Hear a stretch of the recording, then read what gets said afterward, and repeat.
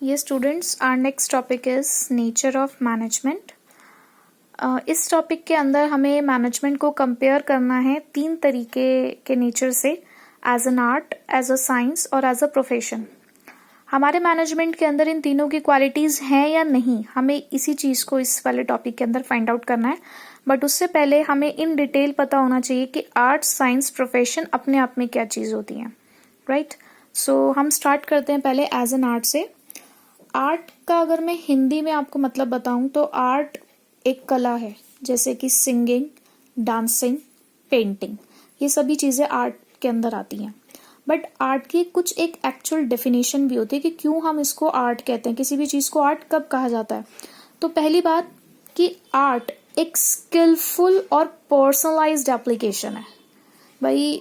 और किस चीज़ की, लेकिन एग्जिस्टिंग नॉलेज की. जैसे कि सपोज कि कोई एक सिंगर है, ऐसा नहीं होता कि बड़े होके अचानक से हमें पता चलता है कि भाई हम सिंगर बन गए हैं, ऐसा नहीं है. ये कहीं ना कहीं ये एक एग्जिस्टिंग नॉलेज है, यानी कि कहीं ना कहीं हमारे अंदर ये चीज़ होती है, पहले से ही हमारी नॉलेज है उस चीज़ के रिगार्डिंग, हमारे अंदर क्वालिटीज़ थी उस चीज़ के रिगार्डिंग, तभी आगे जाके हम उस फील्ड के अंदर एंटर हो पाए.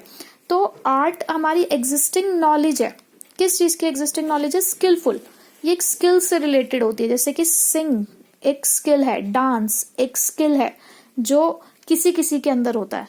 And it is a personalised application. Personalised application मतलब एक पर्सन टू पर्सन वेराई करता है. हर किसी का अपनी आर्ट को डेमोन्स्ट्रेट करने का तरीका अलग होता है. दो सिंगर हैं लेकिन दोनों सेम तरीके से नहीं गाते होंगे, दोनों का गाने का तरीका अलग होगा. दो डांसर्स हैं, उनका अपने डांस फॉर्म्स को शो करने का तरीका अलग होगा. तो आर्ट एक स्किलफुल भी है और पर्सनलाइज्ड एप्लीकेशन भी है, यानी कि हर पर्सन टू पर्सन अलग अलग होता है. लेकिन मेन चीज़ क्या है कि एग्जिस्टिंग नॉलेज होनी चाहिए. हमारे अंदर कहीं ना कहीं वो चीज़ पहले से ही होती है. जब हम अपने उस आर्ट को पहचान लेते हैं तो हम अपने डिजायर्ड ऑब्जेक्टिव्स को अचीव कर सकते हैं by practice, creativity, study, observation. इन सभी चीज़ों से हम फिर अपने उस आर्ट को बढ़ा सकते हैं.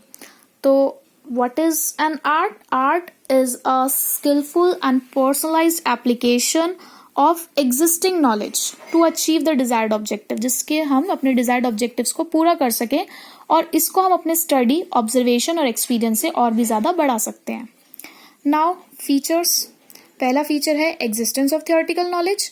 अब आप कहेंगे आर्ट में किस तरीके की थियोरेटिकल नॉलेज होती है. अब जैसे कि कोई सिंगर है तो वो लोग जब इस अपने सिंगिंग के अंदर आते हैं, इसकी प्रैक्टिस करते हैं, तो उनको 7 सुर सिखाए जाते हैं, उनके कुछ म्यूजिक नोट्स होते हैं. तो वो भी तो एक तरीके की थियोरेटिकल नॉलेज ही है.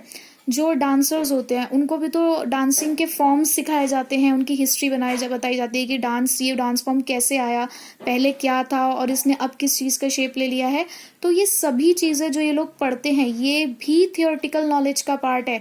तो आर्ट के अंदर भी थियोरेटिकल नॉलेज एग्जिस्ट करती है. उसके बाद पर्सनलाइज्ड एप्लीकेशन. अगर हम पर्सनलाइज्ड एप्लीकेशन की बात करें तो मैंने अभी आपको बताया कि जो भी हमारी आर्ट है वो पर्सन टू पर्सन वेराई करता है, यानी कि हर किसी का अपनी आर्ट को डेमोन्स्ट्रेट करने का तरीका अलग होता है. जो दो डांसर्स, दो सिंगर्स, दोनों ही अपनी आर्ट को अलग अलग तरीके से शो करेंगे. तो इसीलिए इसको कहा गया कि एक पर्सनलाइज्ड कंसेप्ट है, हर किसी के साथ इसका आउटकम सेम नहीं होता. Third is it is based on practice and creativity. जितनी भी हमारी आर्ट है वो प्रैक्टिस और क्रिएटिविटी पे बेस्ड होती है. आप जितना ज़्यादा अपनी आर्ट की प्रैक्टिस करोगे उतने ही ज़्यादा आप उसके अंदर क्रिएटिव होते जाओगे, उतना ही आपका एक्सपीरियंस उस फील्ड में बढ़ता चला जाएगा, और आपकी आर्ट की जो आपकी कैपेसिटी है, आपका पोटेंशियल है, उसी चीज़ में चीज़ों को करने का तरीका है, मेथड्स हैं, वो सभी आपके अपने आप इंक्रीज होते चले जाएंगे. लेकिन अगर आप अपने उस आर्ट को छोड़ देंगे तो कहते हैं ना, भूल जाते हैं, तो वो भूलने वाला कॉन्सेप्ट यहीं आता है. तो इसलिए कहा जाता है कि आर्ट के अंदर हम प्रैक्टिस और क्रिएटिविटी से अपनी आर्ट को और भी ज़्यादा बढ़ा सकते हैं.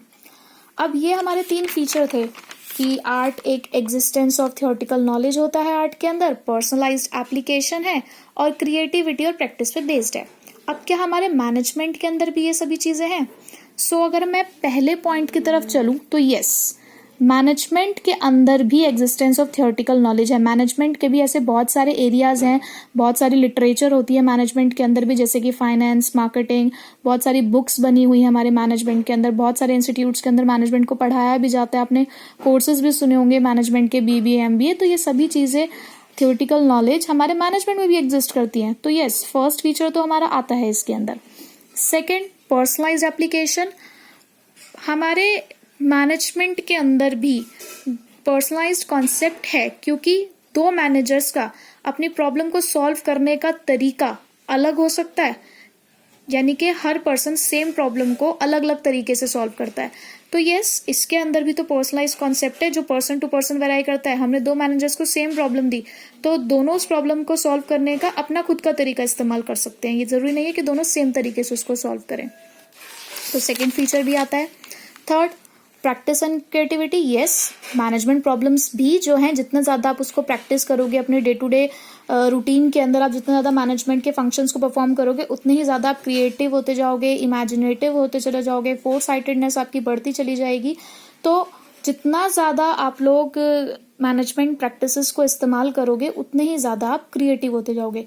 तो आर्ट के तीनों ही फीचर्स मैनेजमेंट के अंदर एग्जिस्ट करते हैं। सो कंक्लूजन इज कि मैनेजमेंट इज एन आर्ट।